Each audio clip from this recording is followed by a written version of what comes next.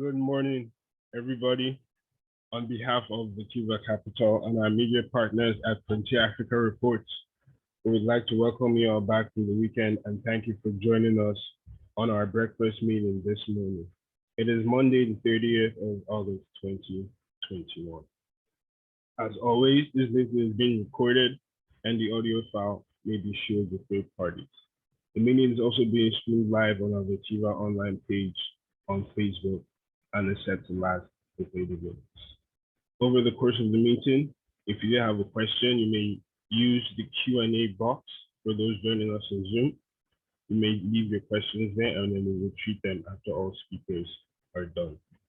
On our agenda today, first off, we'll be starting off with Joshua, our banking analyst, who will go over Zenith Bank's latest quarter numbers, after which we will move to our partners from Ghana IT Securities, who will give us their updates.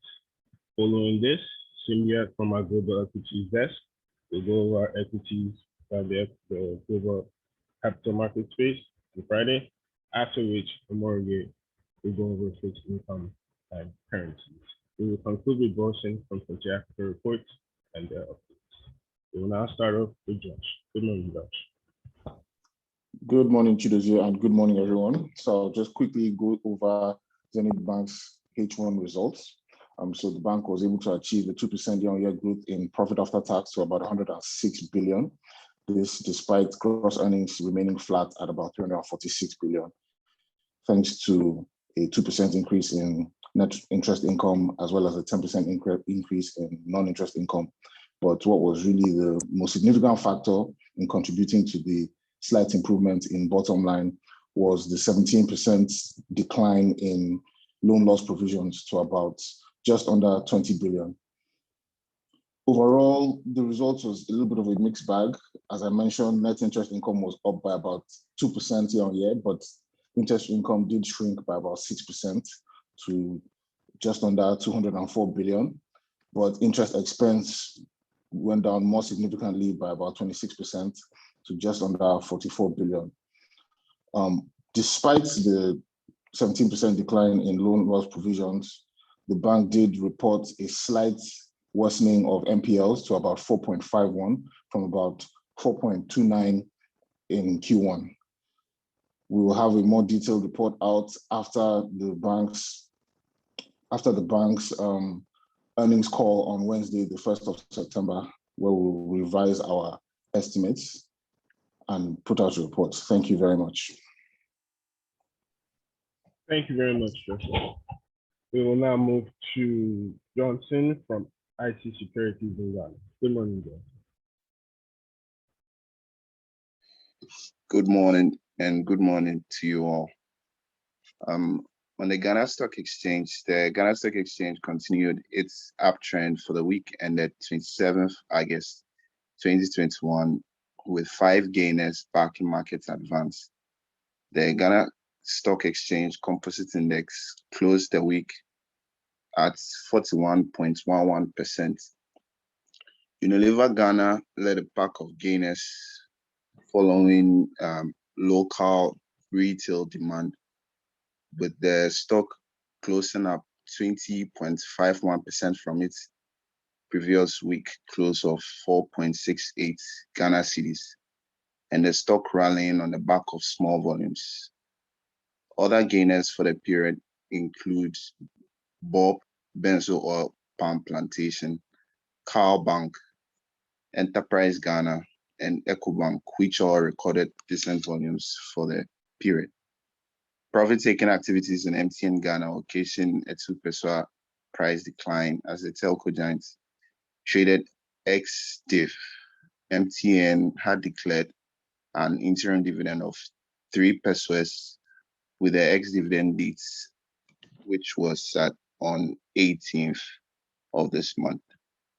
Turnover for last week's trading session was 5 million, down by 51.6% from the previous week session, with MTN again accounting for about 70% of the total value traded.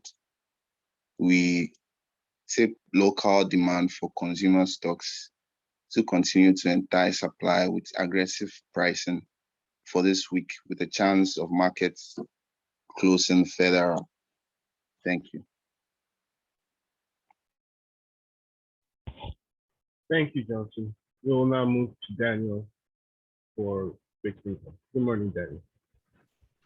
Hi, good morning, and good morning to everyone on this call. I'll first start with Treasury bill space. The government of Ghana fell short of its target for the first time in 4 weeks. At the regular Treasury bill auction on Friday, it accepted all bids tendered and raised approximately 1.2 billion Ghana cedis, which was 73.5% of the target amount for 91 and 182-day bills. Yields for 91-day bills rose by 4 basis points to 12.46%, while that of 182-day bill remained relatively stable at 13.22% from the preceding auction. We expect to see the current trend in the next T-bill auction. On the local currency bond market, much activity was seen in the secondary market last week, with interest around the belly and the back end of the curve. Both local and offshore players showed up last week. Early 2023 maturities were paid at 16.7%, and 24s dealt around 17.4% levels. At the back end of the curve, decent sizes of August 39 changed hands at 19.3%. Additionally, an exchange offer was opened for ESLA, where ESLA 24s would be bought back and ESLA 29s will be given in return at 17.5% and 19.45% respectively. We expect the curve to gain momentum on Monday and Tuesday as the local asset managers seek to rebalance their portfolios at month end. And finally, on the Eurobond space, last week saw lower bond yields in sub-Saharan African markets after a strong rally in oil prices, a weaker dollar, and increased global risk appetite. Ghana curve was no different as it traded upwards by about 2 points across the week for the first time in a month. We expect to see a similar upward trend this week. That's all for fixed income. Thank you very much. Thank you very much, Daniel. We will now move to Cynthia from our Global Equities desk. Good morning, Cynthia. Good morning, Dozie, and good morning to everyone. So I'll be reviewing the BRVM and the Nigerian equities market. Starting in BRVM. BRVM closed last week positive, with index gaining 37 basis points on Friday and year-to-date return at 20.66%. Last week's session was mostly bullish, with stocks like NEI Seda recording new year high price before investors started taking profits. We also had Uniwax, which was one of the best performing stock in terms of price appreciation last week, gaining 16.3% and also setting new year in Friday's session. Activity levels traded down last week, 37% and 26% decline in volume and turnover respectively. Going into the new week, we expect markets to trade slightly muted and also trade in line with what we saw on Friday. Over in the Nigerian equities market, the market traded mixed last week with one session of positive close followed by investors taking profit the next. However, Friday's session closed slightly positive by just 2 basis points, and week-to-date return for the market was up by 1 basis point. We saw gains in some consumer goods names like honey flour, Dangote sugar, and flour mills. For honey flour, the stock gained an impressive 18.3% last week, and it's trading slightly below its record high at 13 naira 46 kobo, with year-to-date at over 100%. Activity levels improved on both fronts. We had volume increased by 24%, while turnover inched up by about 3%. Notably, GTCO and Zenith accounted for about 54% of total market turnover. Going into today, so in line with what I just mentioned, we expect market activity levels to improve largely on the back of increased demand in the tier 1 names. and we expect the half-year results and interim dividends to spur activity in the short term. Thank you, and that'll be all from my end. Thank you, Sylvia. We will now move to morigate for fixed income reports. Good morning, Morigate. Good morning. Good morning, everybody. System liquidity declined significantly on Friday to open at 137.3 billion positive, coming from the 258.1 billion positive that was recorded on Thursday.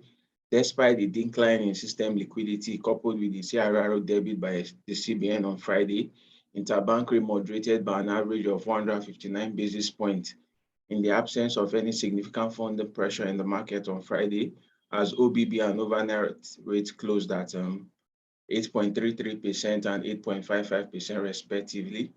For our expectations today, we believe that interbank rate will trade at similar levels, barring any significant change to system liquidity. The parallel market lost about 2 naira on Friday to trade at 524 naira to $1, while the earning window opened at 411.8 naira to $1. The highest trade that was recorded on Friday was 413 naira to $1, while the closing rate was 412 naira to $1.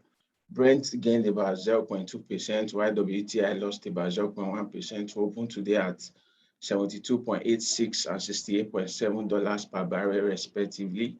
The T-bills market closed last week on a relatively muted note. We observed interest on the newly issued one-year paper, that's the 25th August 2022.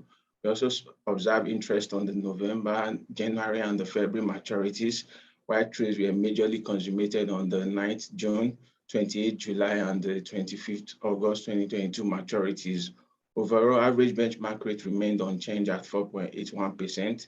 The OMO market also traded on a relatively muted note on Friday, with few offers seen across the benchmark curve, notably on the August, January, and the March maturities.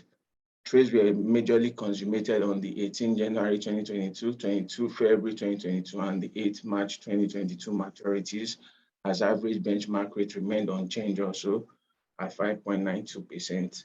The bonds market closed last week on a quiet note, as market participants continue to cherry-pick attractive offers across the benchmark curve. The most sought-after maturities on Friday were the 2026, 2028, 2036, and the 2050 maturities, while trades were majorly consummated on the 2034, 2045, and the 2050 papers. Overall, average benchmark rate declined slightly by 1 basis point to close at 11.75%. The Eurobond market closed last week on a very active note, with buy-side interest seen across the sovereigns, most especially on the long-dated maturities. That's the Nigeria 2032, the Nigeria 2034, Nigeria 2047, and the Nigeria 2049. The corporate space also closed last week on a relatively muted note, with few buy-side interest seen on Access Bank 2021 Eurobond. For our expectations today, we believe that the current sentiment in the bonds market will persist as players continue to cherry-pick attractive offers across the benchmark curve, while we expect the T-bills market to trade in line with system liquidity. That'll be all for fixed income. Thank you. Thank you, Morigate. We will now conclude with Boston from Frontier Africa Reports and their update. Good morning, boss. Good morning, Jose, and good morning, everyone. Welcome to a brand new week. We got a few comments over the weekend from within the debt management office that Nigeria's plan to raise the 6.2 Eurobond will kick off around October. The debt office, including the finance ministry, are looking to hold 2 road shows for the Eurobond, one in Lagos. That will most likely be scheduled for the first week of October.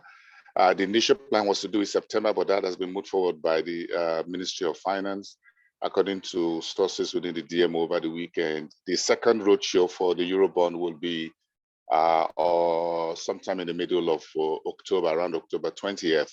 But today there's going to be a major virtual meeting between all parties to the offers, including the global financial advisory firms, the DMO, Ministry of Finance, and all parties as it were. So quite a number of people will be on the call later today about 4 p.m. Nigerian time. So Nigeria is moving very aggressively forward as far as this Eurobond is concerned to try and lock it down before the end of the year. That's the latest we have on the Eurobond from DMO and the Ministry of Finance.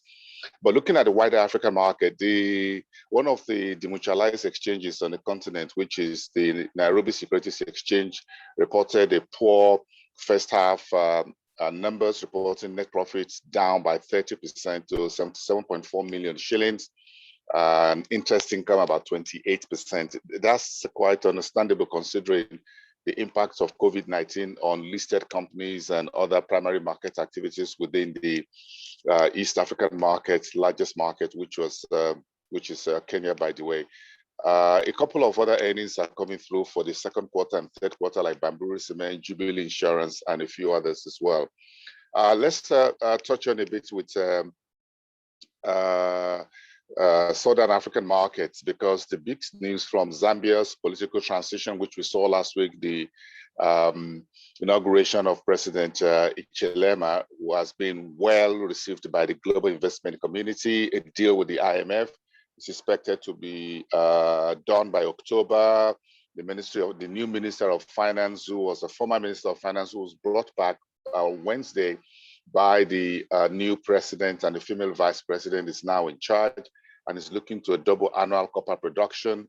So Zambia is an economy to watch out for right now, and everybody's thinking that the new political horizon is good for this Southern African country, try to make up with all the mess that were there between the previous administration of Edgar Lungu and Glencore, for example, and the investment holding company for the Zambian authorities as looking to take over some of the assets of this copper producing company. So we hope that Zambia is moving forward significantly here.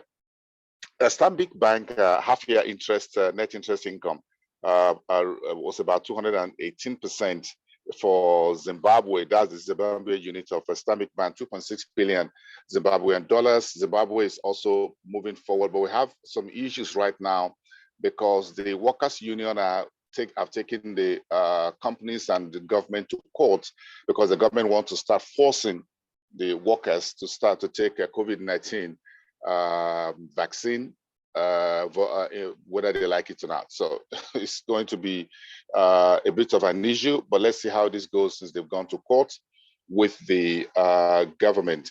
In North Africa, Tunisia, today's stock exchange, the market in Tunis, is listing a new platform, which is called Optic. How this will work, we'll see how that appears. I will report on this tomorrow and the days ahead when we'll see how the new listing platform will help the Tunisian market to move forward despite the current political problem with President Said having both the parliament, the judiciary body in his back pocket, and Washington is asking Tunisia, the president, to move very quickly to sort his relationship out with the IMF and the World Bank to allow foreign inflows. Lafarge Holcim of Morocco, which is one of the largest cement companies on the continent, we all know, with Lafarge Africa, has a new CEO which has just been brought in. On a final note from Frontier Africa report from outside on the news side is Senegal. Senegal is imposing a new 3% tax on imports from outside West Africa and within the UMOA region, which is basically the French-speaking countries within the corridor. So that's what Senegal is looking at, part of a way of trying to raise revenue and to push back on some of the imports that are coming from either Europe, Asia, and the rest part of the world. That sums it up on our side this morning. Thank you very much. Have a great week, everyone. Oh, by the way, there's a new electricity tariff that the NERC has asked the power distribution companies in Nigeria to effect from September the 1st. So everybody get ready for higher electricity tariff from September the 1st. Have a great day, everyone. Thank you. Thank you, Vosi. I see that Chima has her hand up. Chima, you may go ahead and speak. Thank you, Chidele. Good morning, everyone. So this is just a quick update on Guinness Nigeria.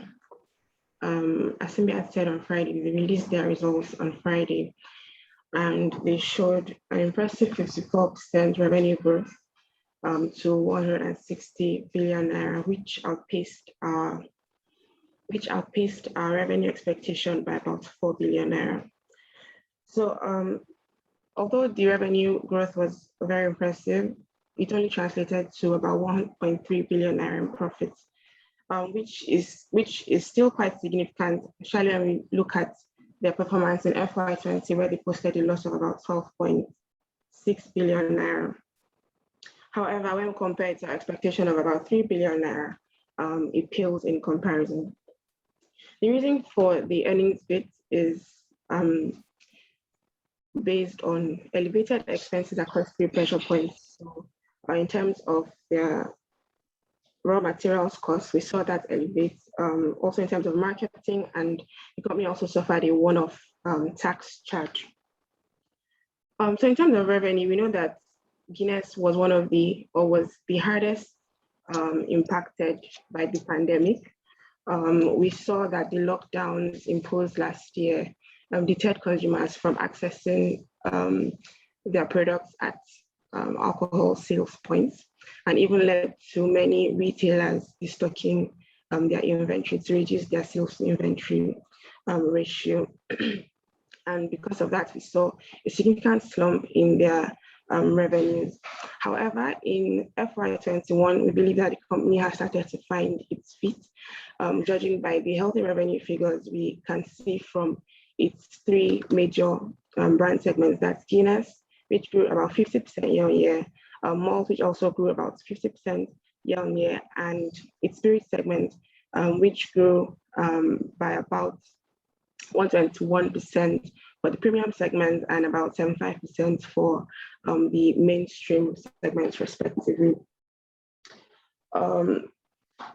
Based on that, we saw the revenue for the company reach 160 billion. However, in terms of gross margin, we saw that decline from 32% to 28%, mostly as a result of increased raw material expenses, like I had said earlier. So that was one of the pressure points for the company, given the low level of production last year.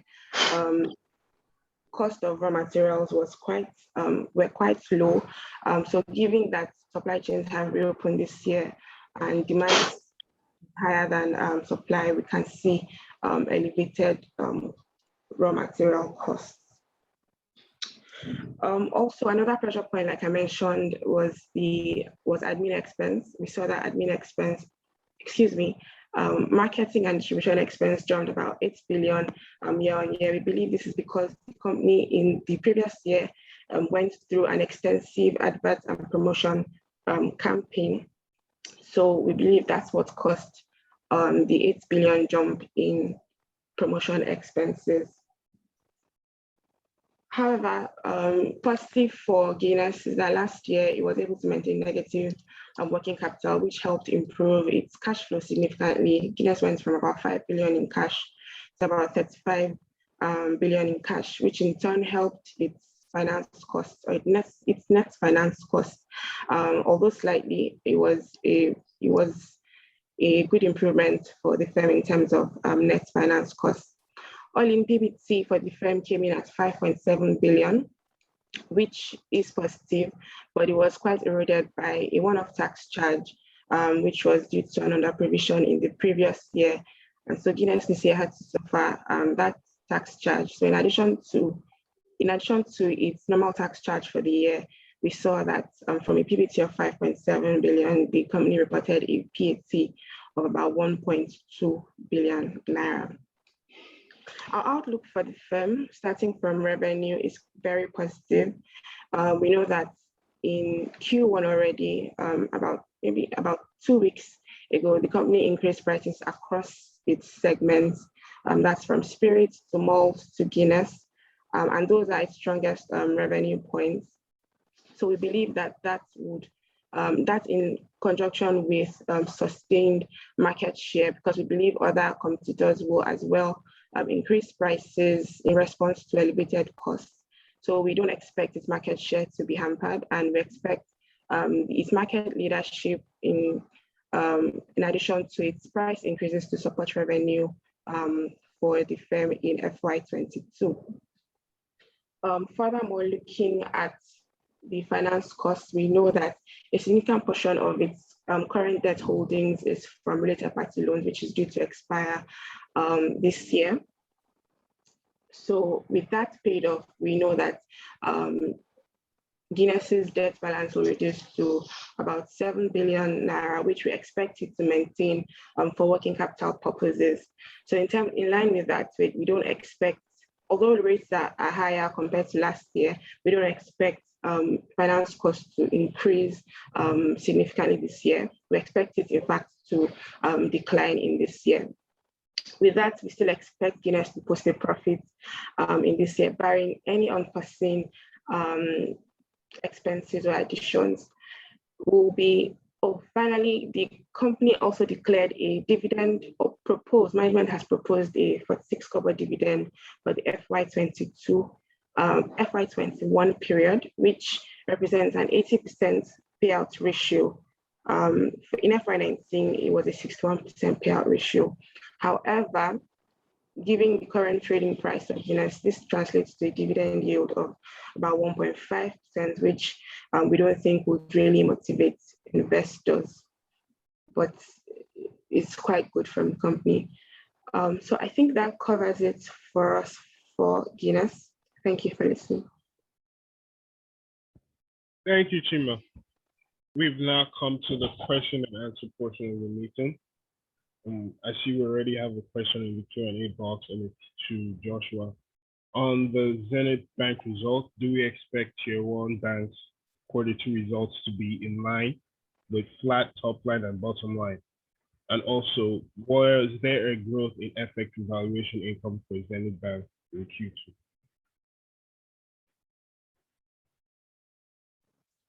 Thank you very much for that question. So what I will say is, chances are we're going to see a continuation along this line, although there will be some slight variations with regards to banks such as UBA and Access, just due to the fact that Access has been tracking at a significantly higher return or profit after tax from Q1. So the chances are we'll probably see a much better result from Access Bank.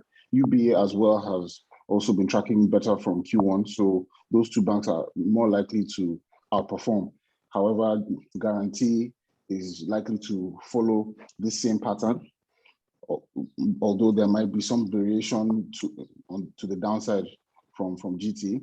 As for FX revaluation gains, this year they have not been as significant to the impact of the results. As a matter of fact, we'd say that it has been quite the opposite. I think we've seen something like an 18% decline in FX valuation gains from last year. So I think that has not had the same positive impact that it did in 2020. So overall, I think that will also vary among the banks, just because it is a factor, or it factors in your net open position. And I think that depending on which bank you look at, there will be some slight variations with regards to how much gains or losses they book in the first half of the year. So there will be a lot of variation across those income items, but like I said, the outliers are likely to be your Access and your UBA, while GT will most likely fall in line. Thank you. Thank you, Josh. I see that Luke has his hand up. Luke, you may go ahead and speak. Good morning, Chidozie, and good morning, everyone. Just to give more color on the issue of power tariffs. Yes, the NEC, that's the Nigerian Electricity Regulatory Commission, has asked all power distribution companies to increase power tariffs from the month of October, from the 1st of October 2021. However, both the government and the Nigerian Labour Congress have kicked against this. So we're still watching this space to see what the final outcome would be. However, if we're going to see another upward increase in power tariffs, what this means is that it's going to impact inflation significantly. I mean, within the last 3 months, we've seen a bit of slowdown in headline inflation. But with another increase in power tariffs, we are going to see a reversal in that direction. And we're likely going to see, an upward rise in the headline inflation, and that should impact, the margins of consumer goods companies and manufacturing companies generally going forward. Thank you. Thank you, Luke. We have now come to the conclusion of our meeting. On behalf of Vetiva Capital and our media partners at Frontier Africa Report, we would like to thank you all for joining us today. We'll continue to encourage everyone to keep safe, and we look forward to having you join us again tomorrow at 3:30. Good morning.